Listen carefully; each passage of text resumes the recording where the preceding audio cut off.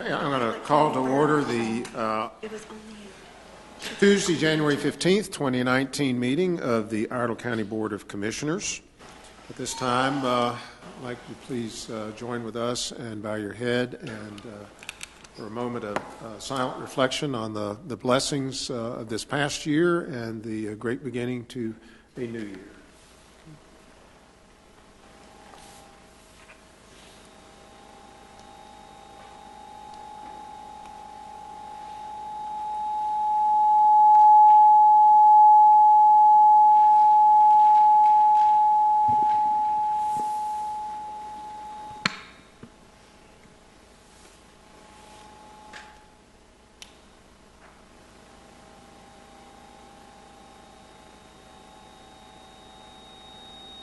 If you'll please stand and join us in the Pledge of Allegiance. Pledge allegiance to the flag of the United States of America and to the republic for which it stands, one nation, under God, indivisible, with liberty and justice for all.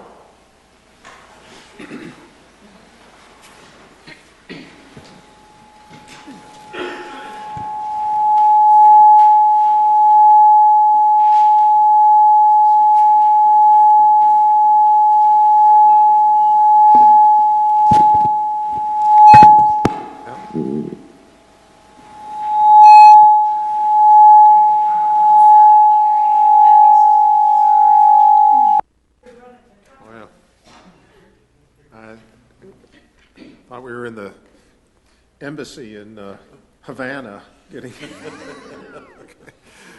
All right, okay. Maybe that was just the answer. I don't know. At this time, Ms. Jones, could you please review any adjustments to the agenda? Yes, sir, Chairman Lowry. Thank you. We have two items that have been added under new business. Both are updates from commissioners. And then we have one item that is an action item that resulted out of a closed session, which is our economic development closed session, and that is all. All right. Is there a motion to approve the agenda as adjusted? So move it, Chairman. Motion by Commissioner Norman. All in favor, please say aye. Aye. Opposed, like sign. Motion carries unanimously. There are no presentations this evening. We do have item 6, an appointment before the board. A request from the Finance Department to present the June 30th, 2018 Audited Financial Statements. So, Deb Alford. Good evening, Commissioners. As required by state statute, we have had our financial statements audited by an outside auditing firm, Martin & Starnes Associates. The Finance Department comes together and does a great job of getting this document together, getting work papers for the auditors, and I'd just really like to thank them for their extra hard work on this. And also two of my lead ladies, Susan Cornell and Caroline Taylor. We just really appreciate all the work that went into the audit and getting this ready and getting the package ready for the auditors. It makes everything go so much smoother. Tonight we have Cassie Wilson from Martin & Starnes, and she'll make a presentation to you about our financial statements. Thank you very much.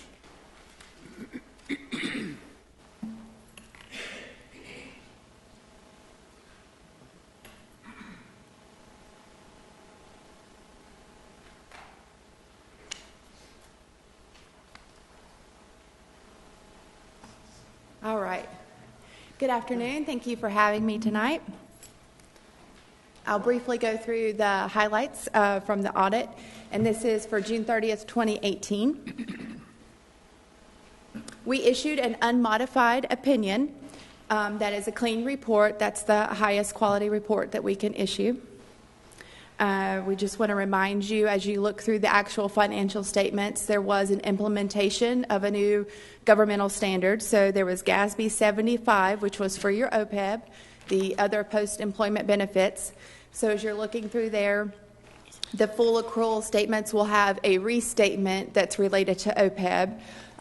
Over the last couple years, we've implemented new standards, and this year it was for OPEB. So hopefully they'll give us a break for a couple years now.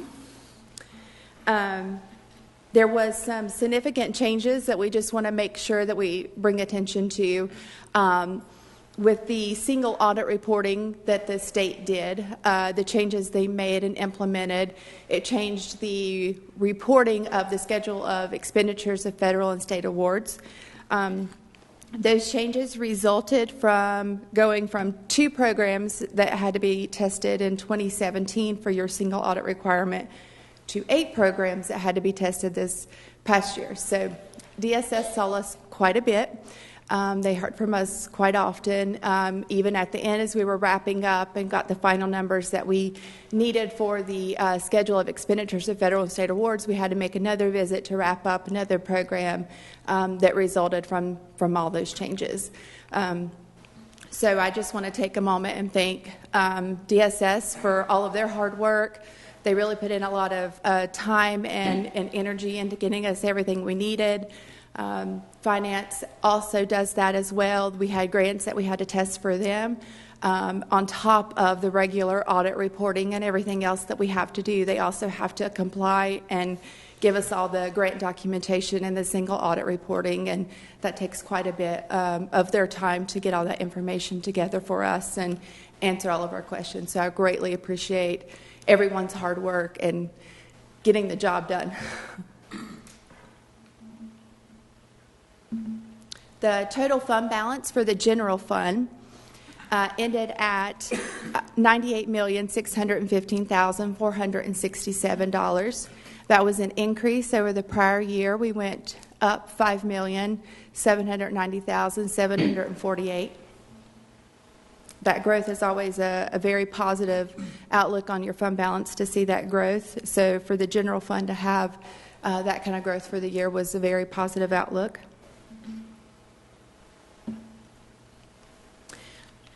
When the LGC looks at each unit, they have their own calculations and their own information that they like to focus on. This is their available fund balance calculation.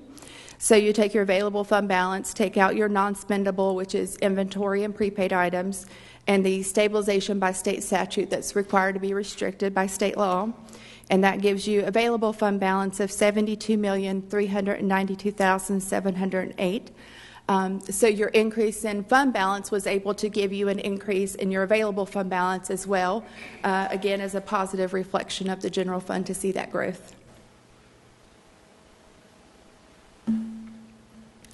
The LGC also looks at the percentage for the available fund balance of your general fund expenditures.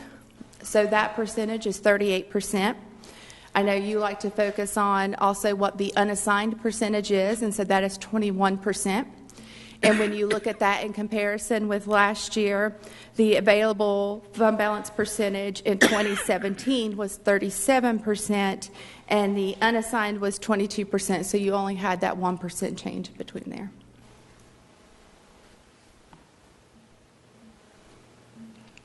The general fund summary of revenues and expenditures is the next slide. It's important to note when looking at 2017 in comparison with 2018 that there was the debt refunding in 2017 that inflates those numbers. So without that in there, it would be more reasonably comparable to 2017. So here you see the results with those debt refundings for revenues and expenditure results in the chart. If we weren't including those in there, the revenues without the other sources would have had a decrease, and the expenditures without those other uses would have increased still. So you still would have had some fluctuation.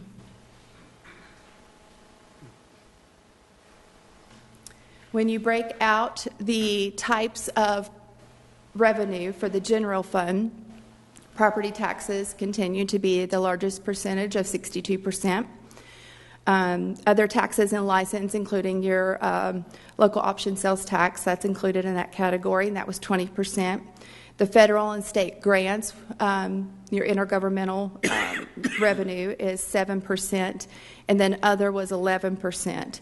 And these were pretty comparable to the prior year, except for the fact that federal and state grants did see a decrease, and I'll explain why later on that. So the ad valorem taxes, this is the breakdown of just that and the comparison between 2017 and 2018. So you can see you had an increase there of about $2 million. So your ad valorem taxes was $120,802,054 for 2018. The other taxes and license, it increased as well, about $1.2 million, and the majority of this category is that local option sales tax. And that ended at $39,578,209. The restricted intergovernmental, which is your federal and state grants, that did have a significant decrease. What happened during the year, again, going back to the compliance changes that we saw, there was additional programs that became a part of the NCFAS system, and that changed the money that was flowing through the county. So those direct benefits, not only were they no longer reported on your schedule of federal or state awards and making those changes have an impact, but you also had child care that went into the system, and there were payments that were no longer coming through the county to be paid. The state was taking care of those payments. There were other transportation costs that the state was taking care of as well. And so those revenues and expenditures no longer flow through the county and weren't reported in your numbers anymore. So that's why we have such a big change there. It fluctuates year to year, but that's the biggest impact for this year. So your general fund expenditures, education, 33%, human services, 16%, public safety, 21%, debt service, 16%, and then your other category was 14%. The other is made up of your general government, your economic and development, and your culture and recreation. So these percentages are pretty comparable. Again, there was a decrease in your human services expenditures because you didn't have the funding there. And then education increased. So education specifically, this is the increase from 2017 to 2018. So it ended at $60,693,376. Your debt service had a little bit of a decrease. So that was ending at $28,431,723. A significant portion of the debt service is related to the schools, though. It's just not included as a part of that education. It's within your debt service category. And then human services, this shows the decrease in expenditures as a result of those changes I just spoke of. So you had about a $4 million increase there, or decrease there, for 2018. For public safety, you had an increase there, about $3 million, so that ended at $38,801,173. The solid waste disposal facility fund, this breaks down basically the highlights of those. So I'll just talk about the unrestricted net position. That total net position, then you take out what's invested in capital outlay, all your capital items and all those assets that you have. So your unrestricted net position is $23,517,628. So the unrestricted net position was higher this year. It increased over $3 million.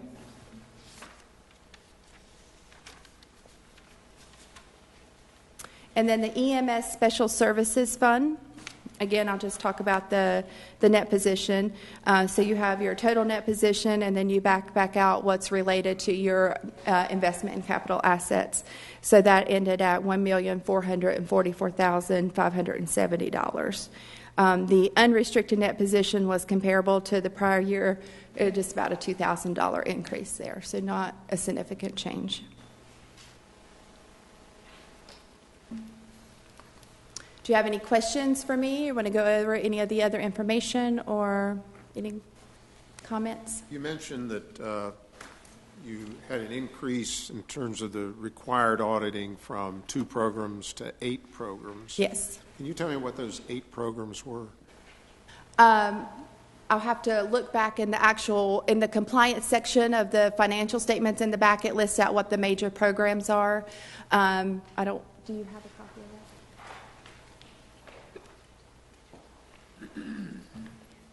that? And some were programs that haven't been audited at all or in a very long time.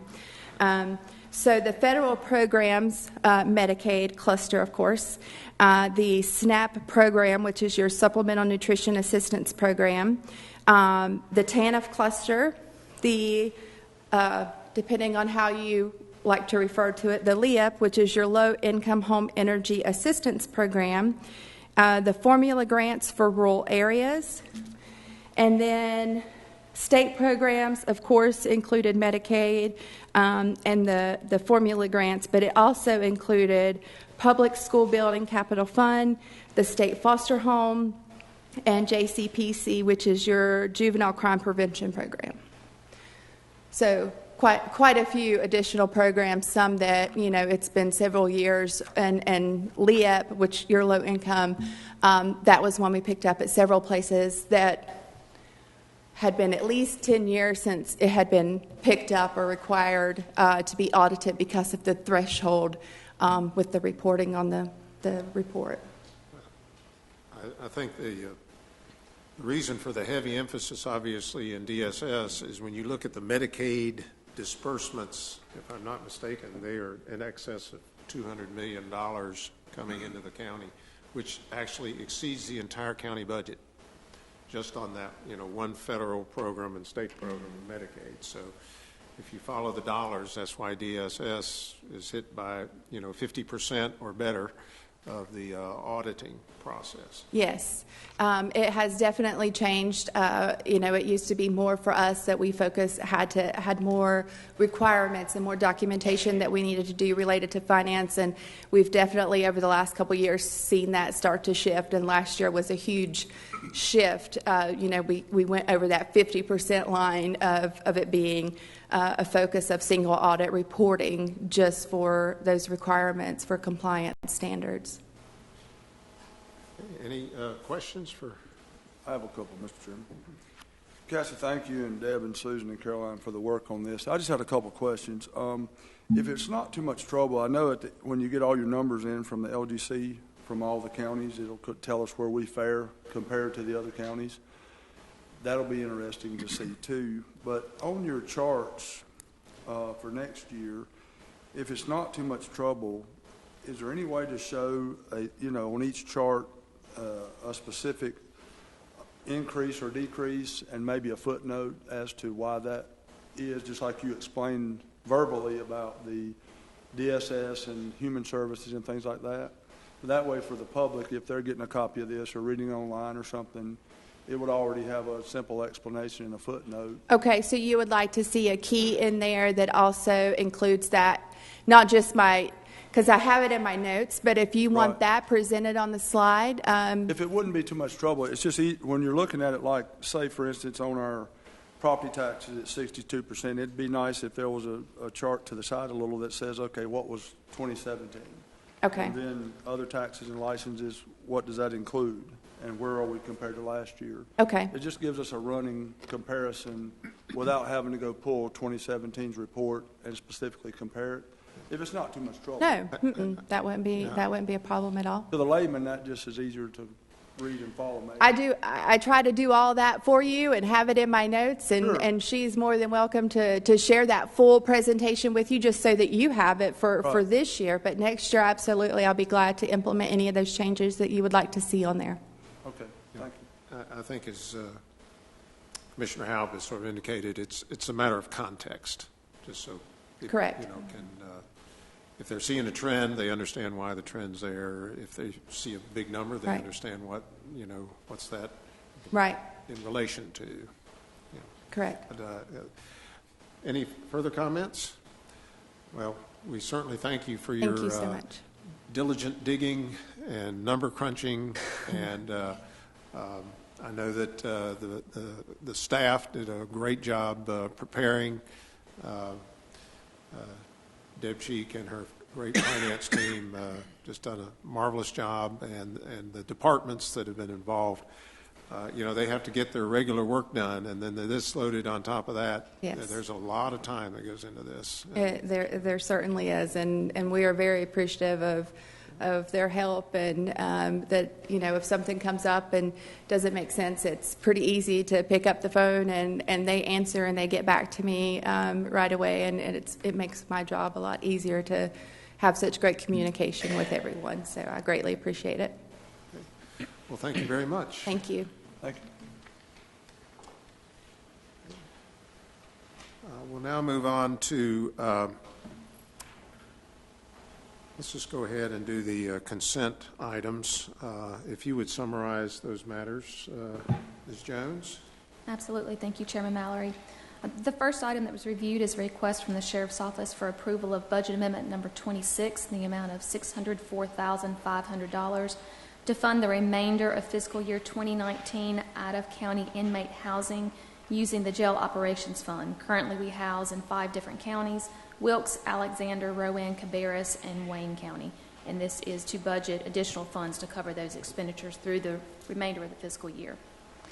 The next item is a request from the Iredell County Rescue Squad for approval of funds to purchase an engine in the amount of $19,036.19 for a 2008 Ford F550. We discussed this in the pre-agenda meeting, and they have actually worked through their budget, and they have made some funds available to cover that engine, and asked for some of those funds to be used to help them. And they're asking for these funds to come out of the Iredell County Rescue Squad Capital Fund. And they're asking for those funds, instead of being used for the engine, they're going to cover that with their existing budget, to be used for life-saving rope and hardware and turnout gear not to exceed $20,000 coming out of that Rescue Capital Fund.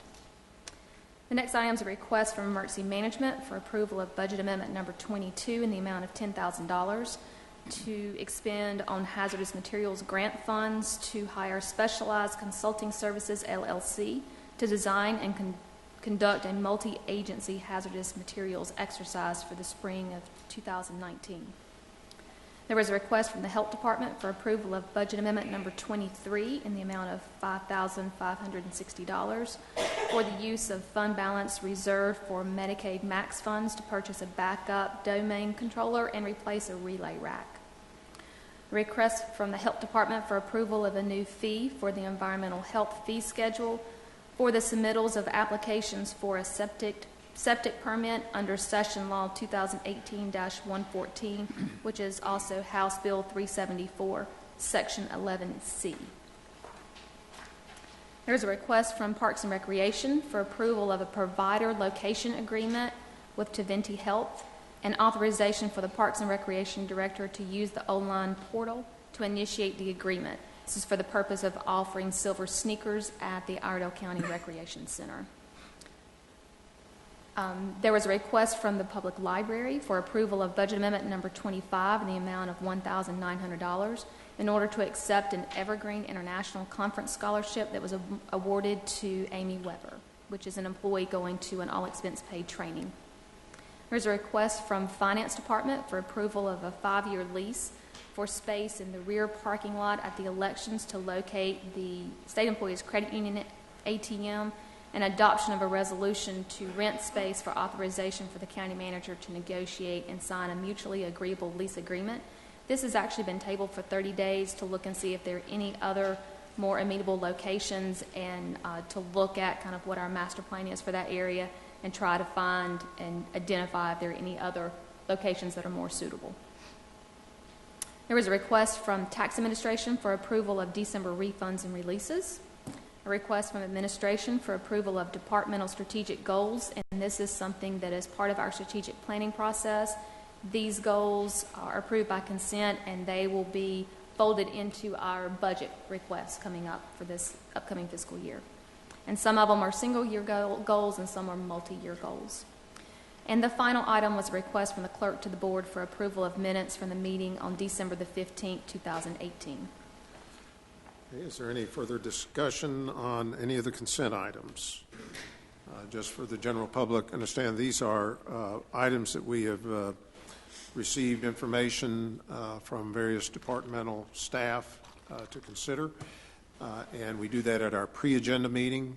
Most of these are technical in nature, but it is a public meeting, and the general public is certainly invited to attend at our 5 o'clock hour in the south wing meeting space. So is there a motion to approve the consent agenda? So moved. Motion by Commissioner Haupt. All in favor, please say aye. Aye. Those like sign, motion carries unanimously. We have one remaining item in administrative matters, and we wanted to share this at the 7 o'clock hour to give a little more publicity so people can be aware of the work that our Sheriff's Department is doing to address the needs that we have in terms of safety and security throughout the county. And so at this time, under item 8.1, which is a request from the Sheriff's Office for approval of budget amendment number 24 to purchase an armored vehicle using federal equity sharing funds, I would invite Sheriff Darren Campbell to share the details concerning this opportunity. Thank you very much. Good to see you again. I'll be brief over what we didn't cover in our pre-agenda, but I'll start out pretty much the same way that I did there. Over the last couple of years, and obviously most recently as of last night, we've seen the increase on violence on our first responders, not just fire, not just EMS, but also law enforcement. Dallas, Texas, Florence, South Carolina, York, South Carolina, Las Vegas, numerous attacks on our civilians. I have always said that any time that I could offset taxpayer dollars with drug dealer monies for big items, I would do it. We have done that at the tune of $321,000 over just the last couple of years. Everything from rape aggression defense training, K-9 units, drone, trauma bags, mobile classroom, ballistic shields for our elementary schools. We have done that. But I can't stress enough that we do not have a level of protection that can go much further. We're very primitive at best if we was to have to advance on an active shooter and extract people that was injured. This not only will benefit law enforcement, EMS, fire, business, but also our schools and our children's. If it was on a playground, and I'll give you just an example or something that you can in your head. If you have one building here, as a lot of our campuses are, and a building here, if there's a shooter here, kids here, there has to be something in the middle to stop that threat. We have to be able to either deliver a tactical team, medical personnel to render aid, or something to keep the rifle rounds from going down range or into another business, or I'm sorry, school. This vehicle is equipped, run flat tires, armor that would defeat a 50 caliber round, up to a 50 caliber round. Can't go much further. And I think one of the points that we're looking at the Linco was in their history, there's never been a projectile that's penetrated one of their vehicles. I think we've been good stewards, especially as far as our budget. If you look through past histories, I don't ask for a lot that we don't need, but look at it from a point of first responders. You know, we've got to be able to rescue. Last night in Wilson, I don't know a lot of the details on the trooper that was shot, but I can tell you this just by looking at him through my years of experience, is if that trooper was shot and that suspect was shot and wounded, how do you rescue that officer? This is one of the only methods that I know. And here, if it come in here tonight, if we had an active shooter, do we wait till they quit shooting, or are we able to deliver a solution? That's what we've got to look at. This is not an offensive weapon or an offensive vehicle. It is defensive and reactive. We want to save lives, and we'll make sure we can do it effectively when we don't depend on somebody from Charlotte or another county to come here. We have had instances already. Berea Church, Highway 150, Mother's Day, 2 years ago or 3 years ago. Suspect with a .30-30 rifle wanted to kill himself and anybody else. Had we not got with another county and been able to borrow their vehicle, at that time was actually in service, we would not have been able to make approach safely for our personnel to end that situation, which we did. Just last year, a week after Mother's Day, another chase from Cabarrus County, a 12-hour standoff with an individual with a weapon, armed with a weapon. As we discussed the build sheet on the vehicle, there is a lot of stuff, especially when it comes to insulation, air conditioning, outside intercom service, a swivel hatch on top, and the reason that is there so we can deliver up close and personal if we need to negotiate with somebody. We need to be able to deliver it as fast as we can to make sure that they're safe. So with that being said, I'm sure there's going to be a lot of questions. I just want to make sure that, you know, this is not something that we just decided we want to do this. This obviously we look at this as not to have a future impact on our budget, but it's something we strongly need. Methamphetamine, flammable conditions. This will be equipped to be able to divert some of that where the officers can actually communicate through a wall, or actually if we need to inject gas from a tactical standpoint, we can do that without introducing officers. So I'm sure there's more that come up during the pre-agenda, but I'm open for questions, and if I forgot anything, I'm sorry, and I will try to cover it. Are there any comments or questions from commissioners? Sheriff Campbell, I'll just repeat what I said at 5 o'clock. I'm glad you've been proactive instead of reactive. And for the citizens of Iredell County and law enforcement, they're all in that type of danger. Thank you. Thank you for the kind words. I appreciate it. Sheriff, you're going to house this in Statesville because it's geographically the best place to do it. Yes, sir. Statesville, we do have a place, and we do have shelter, and we do have protection to be able to house it. One thing we didn't cover, the maintenance is not going to be much more than what average vehicle. It's built on a frame. It's just stocked up, and it is a diesel engine, so there won't be a lot of increased maintenance, which we'll be able to perform there or at our garage. Sheriff Campbell, first I want to applaud you. Thank you. You've always been one of our best stewards of our money that we give you, and I appreciate that. I think all the citizens, taxpayers of Iredell County appreciate it. You've looked after us, and I think this is going to be a tool that will definitely save lives. If nothing else, it might prevent fatalities. As I said earlier, maybe you don't have a dog that bites, but if you got a big enough one, somebody might think you might. And so I think this is being proactive, as Commissioner Norman had said. One thing, and I guess I got to ask a couple questions. One, and I know it was spotty depending on the administration that was in at Washington, but and ICE, you're the team that intercepts out on the interstate, and I ain't talking about the ones that clear the roads or the power lines. I'm talking about what does ICE stand for? I can't Interstate remember. Criminal Enforcement. Right. They do a unbelievable job. I sometimes wonder if they're not psychic as far as their ability to track down the cars that are carrying. We recruit well. That's good. That's a good thing. And so they do well for us. On average, if you had to guesstimate in the past 8 or 10 years, what kind of income do we receive back on these federal equity share funds? I could bring yearly. Let's say maybe on a yearly. Yearly. I'd have to look at see what we spent out, and I can't speak for Phil Redmond and what was prior to, but used to pretty much the shared agreement was about 75%. That has fell a lot. We made that in our budget meetings prior to. We see the transition from asset forfeiture, and not only that, you speak at the federal level. We have a new Congress and we have a new speaker, and that is going to impact our federal equity sharing. And one of the things, as I do in my personal life, and same as I do here at the sheriff's office, I sort of compare the two. Is I don't go get a loan now hoping I'll pay it with the bonus I get later. And that's the way I look at this, and that's the reason we're using those federal equity sharing monies. And it's a big bang for the buck to use it like this. As far as the exact amount, it's in the millions. Say it again. It's in the millions. You asked me what did I think for the years. It's in the millions. I'm sure. Okay. Well, and here's the thing. We need your help. Again, we always ask you for help, and you always give it, and we need it again. And I hope that going forward in the next couple of years, I think our biggest struggle right now, and people can say, yeah, with a wave of a magic wand, a magic tax wand, we can fix this problem, but we don't have the money that I wish we had to do the SROs in the schools, and to be your officers in there too that are doing it. And we've talked before, and I guess it's an interpretation maybe to the point or whatever. We are using a figure that may not be there the next year. It could evaporate if a different administration gets in. But maybe in next year's time, if we could look at doing a partial fund with the equitable share funds to fund SROs or part of the SROs. You know, I look at this, if we could maybe institute, we got what? How many county schools are left that we do not have an SRO in right now? Isn't it like 17? Approximating probably about 15. 15? Is what we would need. Come up to a total of around 2.4 million start out. Yeah. If we could maybe do it in a graduating scale over a 3-year period. Mm-hmm.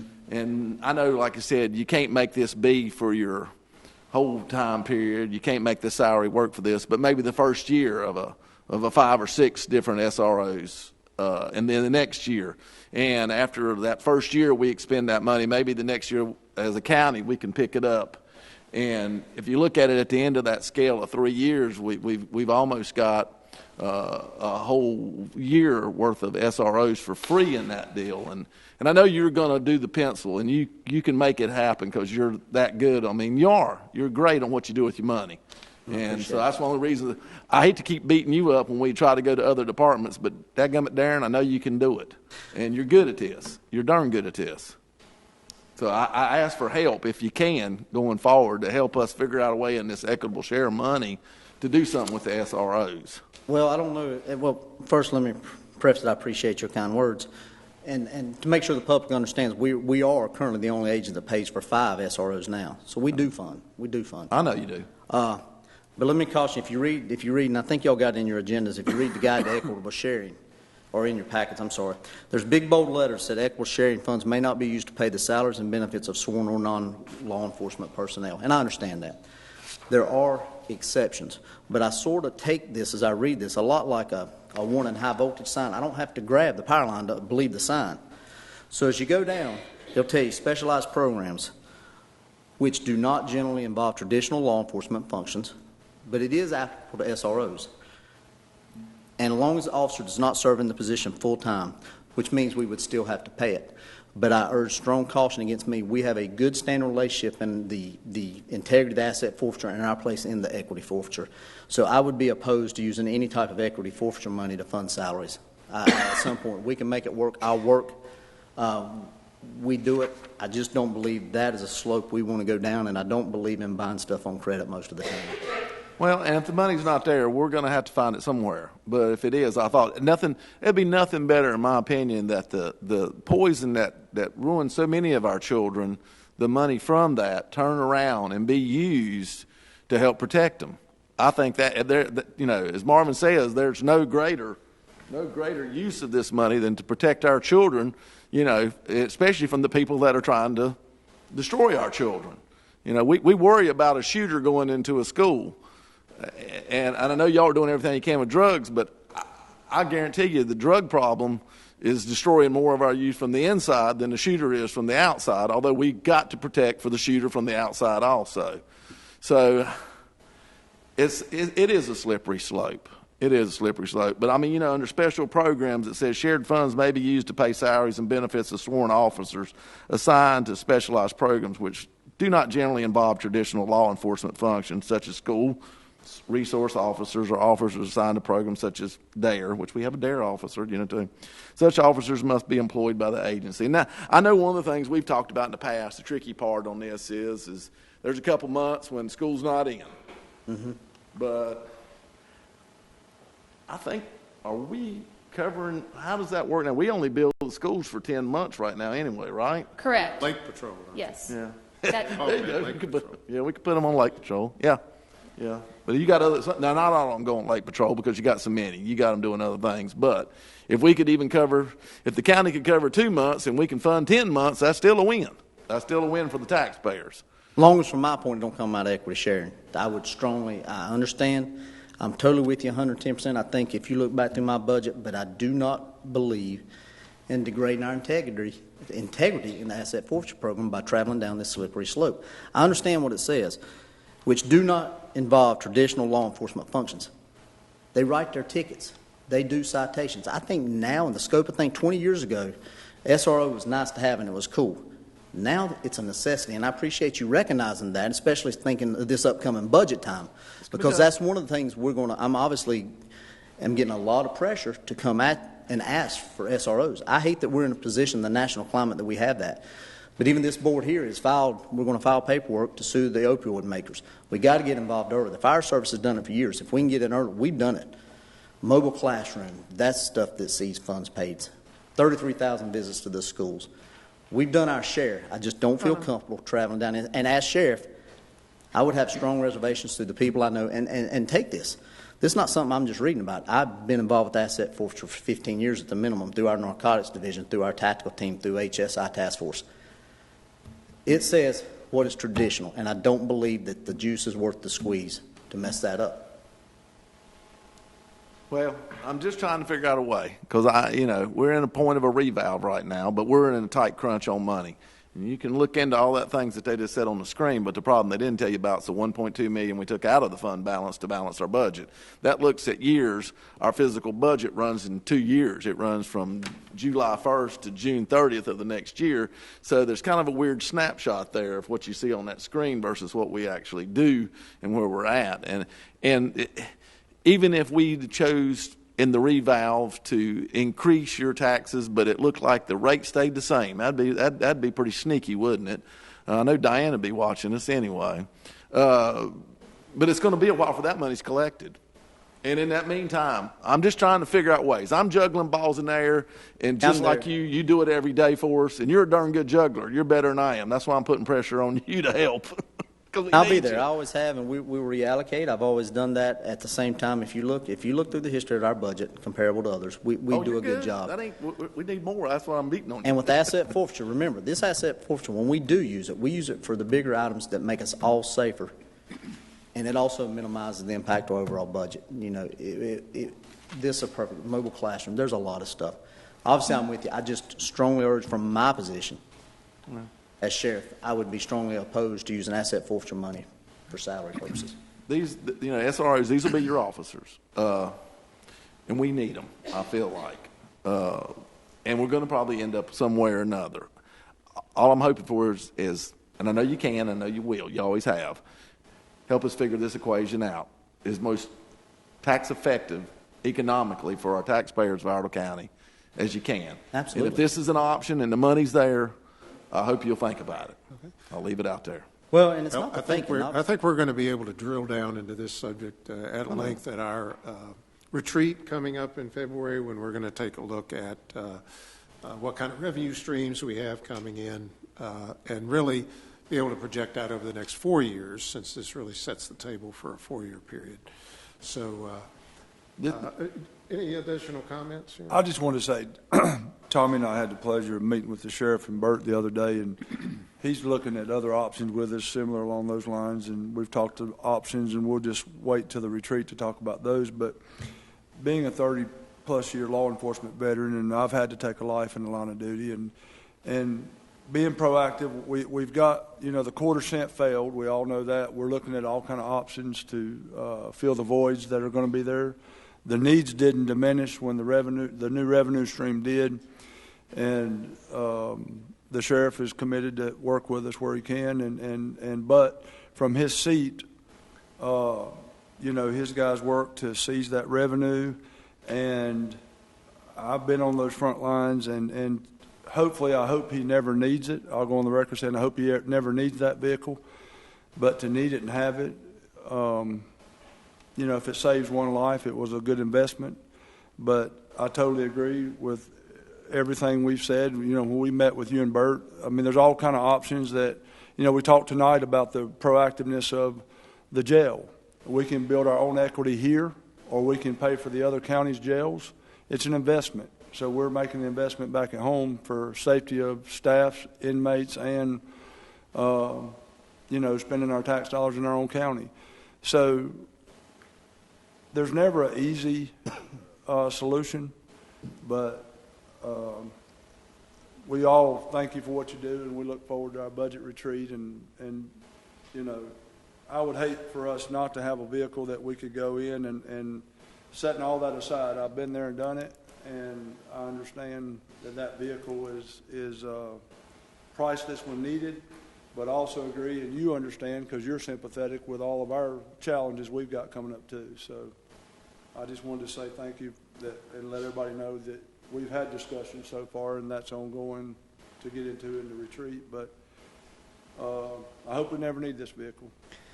Well, and I appreciate it. And I think, like we spoke in pre-agenda real quick, is this is something I hate we're at the point, but this is not just for law enforcement. This is more for if we had a playground, our EMS. What if we had to deliver a medical team somewhere? This is something that's long overdue, and some people may not understand what it is, but I've been downrange. I've been there when those bullets come through, and all we've had is an oak tree to stand behind. and I'm sure this will benefit firemen, EMS, school children, business, citizens, mothers, fathers, and law enforcement. Well, this is not about the vehicle. I think the vehicle's a need, and we're going to do that, or I'm going to vote for it here in a second anyway. But, you know, it's bad to keep going back to the same well and drawing the same water, but you're so good at what you do, and you help us in so many ways, and I need your help some more. So I want you to think about what we talked about and see what we can do. In the meantime, we'll keep working on our side, find money. We're turning the couches over out there in the waiting rooms everywhere, just looking for whatever until we can get this done. Just got to look under more couches. That's right. Thank you. Thank you for all you do. Thank you. Mr. Chairman, the reality here is that things aren't the way they used to be. They're like they are now. And public safety is paramount in our county for our students, our businesses, our citizens. I mean, we got to protect our people. And this is a component, one of the pieces of the puzzle that gets plugged in to do that.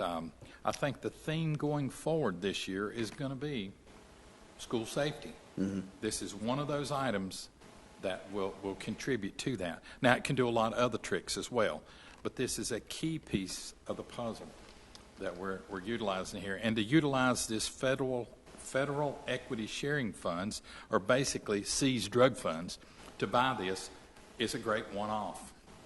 And with that said, Mr. Chairman, I'd like to make the motion that we fund the request of the Sheriff's Office for the approval of Budget Amendment 24 for the purchase of an armored vehicle using federal equity sharing funds. Okay. Motion by Vice Chairman Bowles. Any further discussion? All in favor, please say aye. Aye. Opposed, like sign. Motion carries unanimously. Sheriff Campbell, let me just wind this up by saying that I commend you and your staff for the technical search process and the vetting process that you did in terms of your selection. This vehicle is not too big, it's not too small, it's just right. And you know, you can deliver, it said 10 to 12, I think 12 would be mighty tight, but you know, you can get a good 8 to 10 boots on the ground. You know, I've had some experience riding in a lot of up-armored vehicles when there's in a hostile environment, and this is exactly what you need for personnel to be able to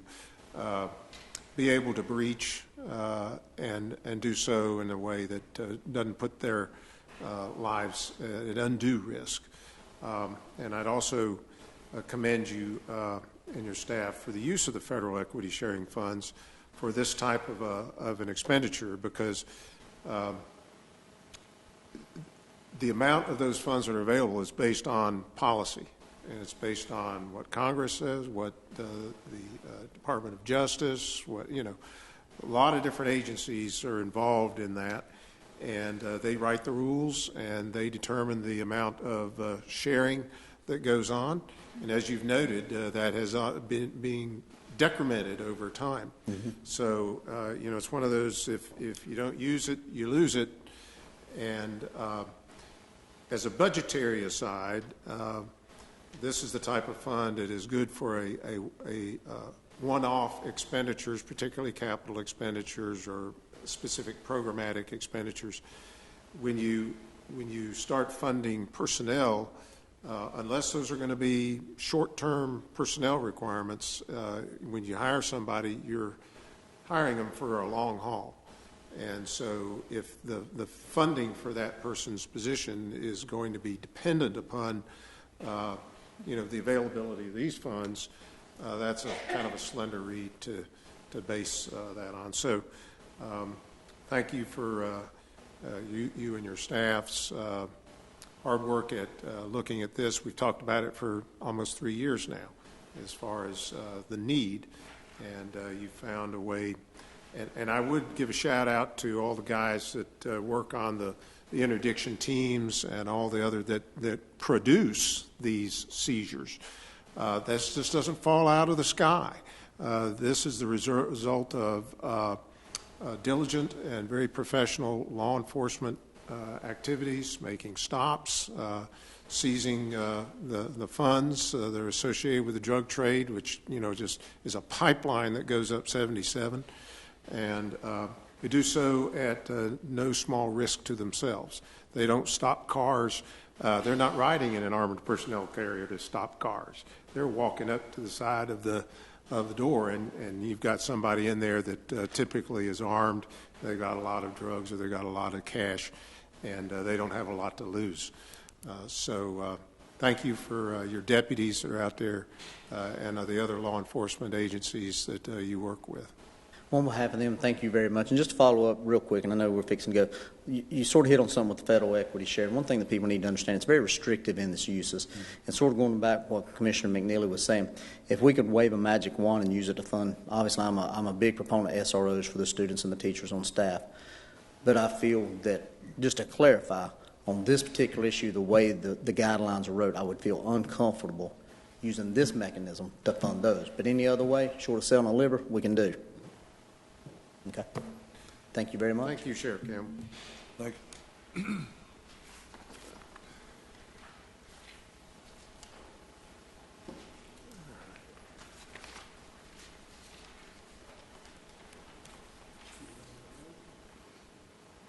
You didn't?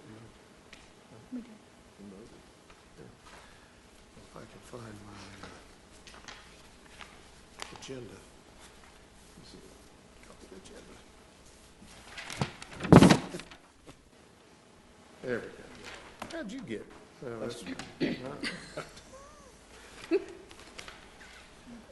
All right. We'll now move on to item 9, which is announcement of vacancies occurring on boards and commissions. We have 2 announcements this evening. One is for the Town of Troutman Planning Board, and the other is for the Juvenile Crime Prevention Council. Folks are invited to review these positions, and if they're interested in applying to do so, they can do that on our website. There are a number of applicants that have already indicated an interest in these particular positions, but we will be having a public hearing on those, or we will have a hearing on those and take a vote on the assignment of those personnel next 2 weeks from now. What date is it? February the 5th. February 5th.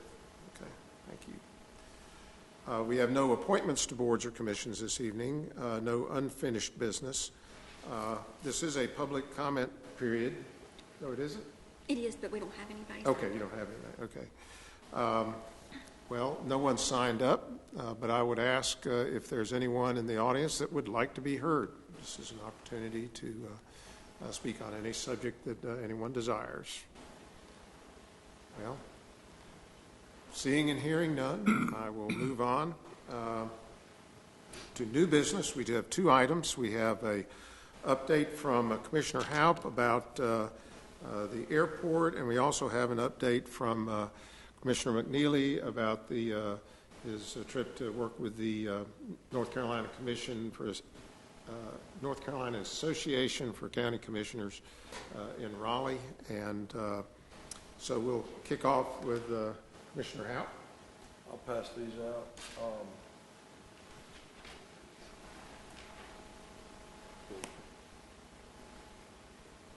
Most of you probably read in the paper, we had our airport commission meeting today. Last night, the city of Statesville voted to purchase Statesville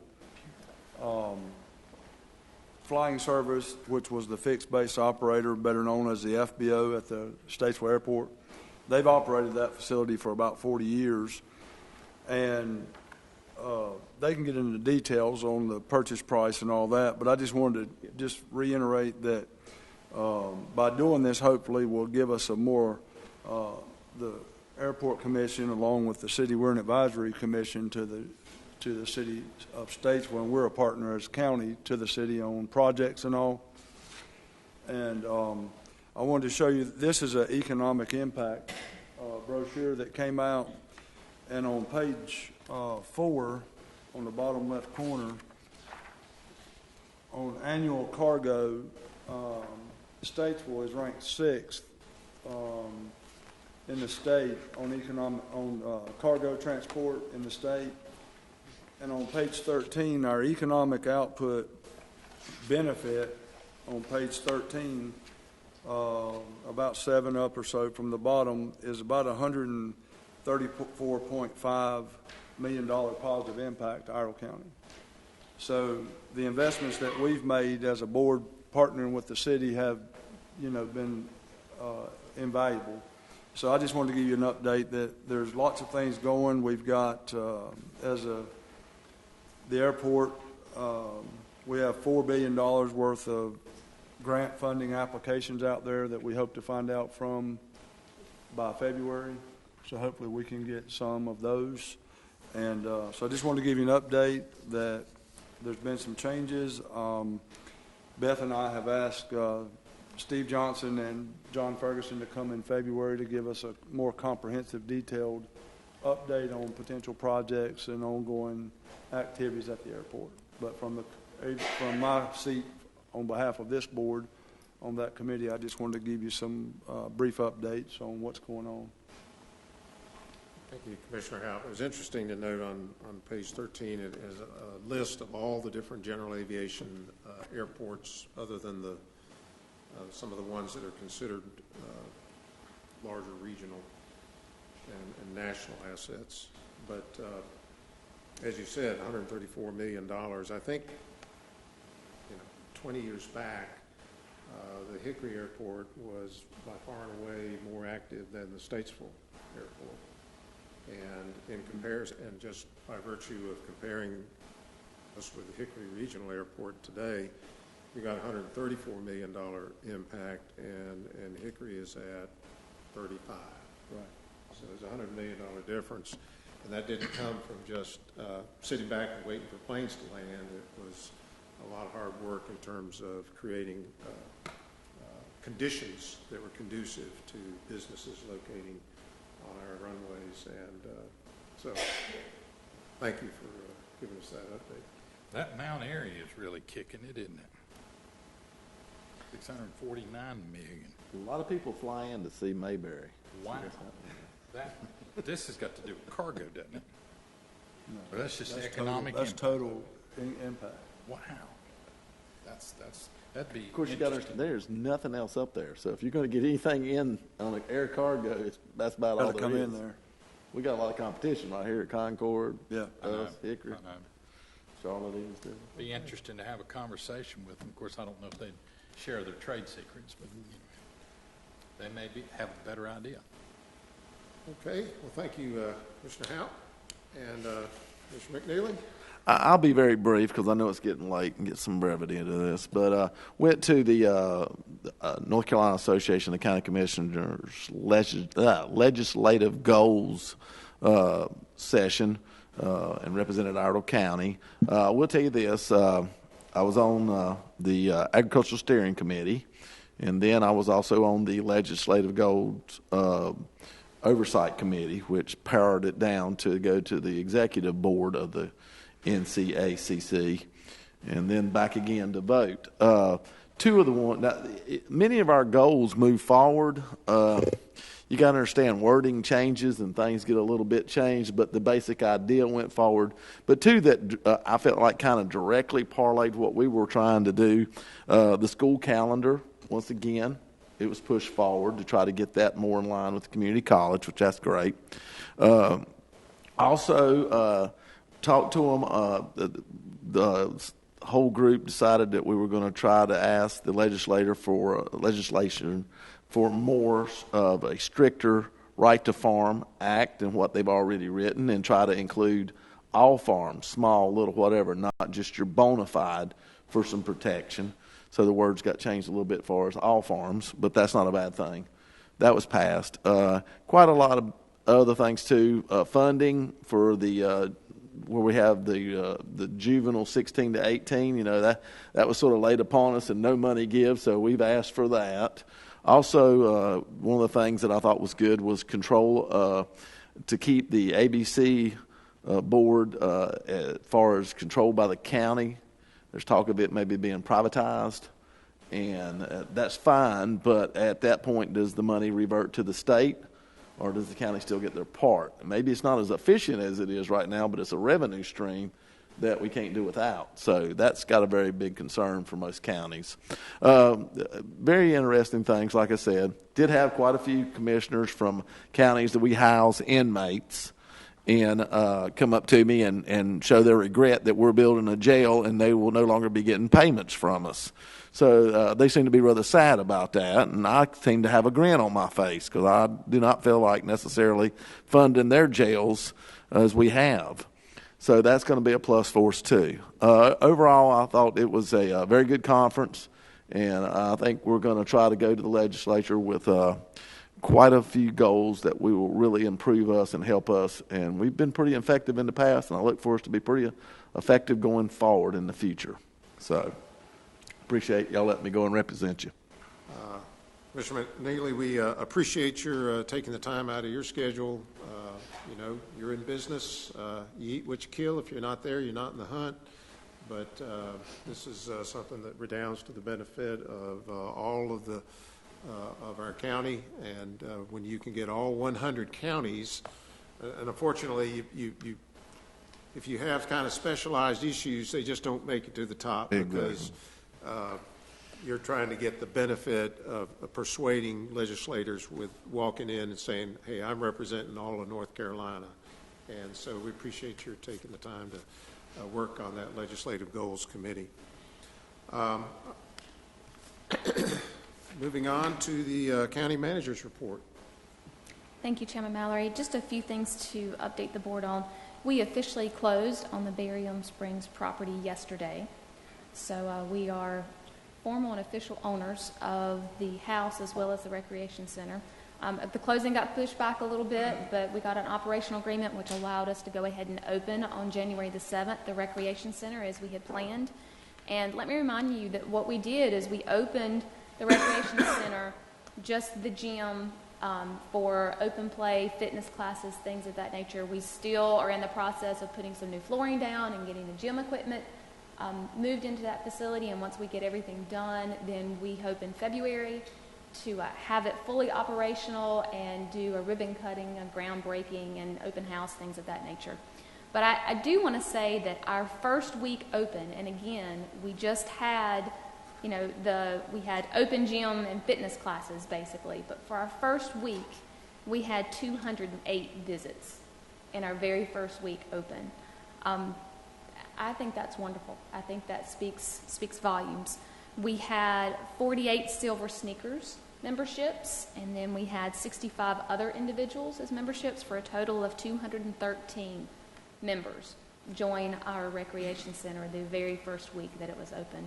So we had 208 total visits the first week. So I think for a first week of a fitness center that just had a gym and we were having fitness classes, I think that is a huge success. And I want to thank our recreation staff. They worked some amazing hours. They worked tirelessly. Our facilities department to try to get them moved in and get them open and operational. And our attorney having a lot of patience working with us with this closing and trying to get everything that we needed done and all of our I's dotted and T's crossed. So it truly was a collective effort of everyone, and I cannot say thank you enough to our staff. So huge success. Reminder that county offices will be closed on Monday, January the 24th for Martin Luther King Day. 21st, I'm sorry. I have the date incorrect. This is the 21st. And then to let everyone know that we have started our move into the the public safety complex. Our fire service emergency management department is already there. They're fully operational and at that facility. Our EMS department is in the process of moving now. They should be completely moved in by the end of this month.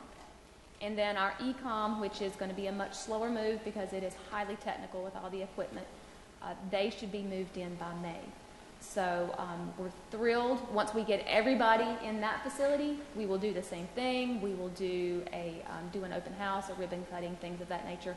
But we want to wait until everybody gets moved in. We're going to wait until ECOM gets moved in and do it then when it's fully open and operational. So, but the facility is wonderful, and I think we're going to see a lot of synergies by having all those departments together under one roof and working together. So that's all. Okay. I too want to thank your staff and your department heads and the great work of our employees, the county employees, you know, from recreation, put this thing together and, you know, worked over the weekends to go from occupying to opening. And just like our library staff had worked when they had to move heaven and earth from the entire first floor up when they were dealing with the vapor issue. And then now moving all the moving pieces out to the public safety building. So there are a lot of things going on. They're accomplishing these objectives while at the same time continuing to deliver top-notch services. You know, the people of Iredell County can be very proud of their county employees because they're a family. They're us, and they're, you know, working to produce a better environment for all of us. And so, and they're doing so in a way that saves money because they are motivated to do things for their neighbors. So I want to thank them all. So anything further? Mr. Chairman, after going through closed session, I'd like to make a motion if I could, sir. I'd like to make a motion to call for a public hearing on February the 5th, 2019 at 7 p.m. regarding a maximum economic development incentive of $985,000 over a 6-year period for Project Blue Ribbon based on a $47,584,000 investment in Iredell County. And as the first Blue Ribbon made Milwaukee famous, this motion may possibly make Iredell County famous. Just letting you know that. Okay. We'll make a note. Okay. Any further discussion? All in favor, please say aye. Aye. Opposed, like sign. Motion carries unanimously. Just as an announcement, the other item regarding personnel, in closed session, there are no action items to report at this time. Is there a motion to adjourn? So moved. It's unanimous motion, I can tell. We are adjourned. Here.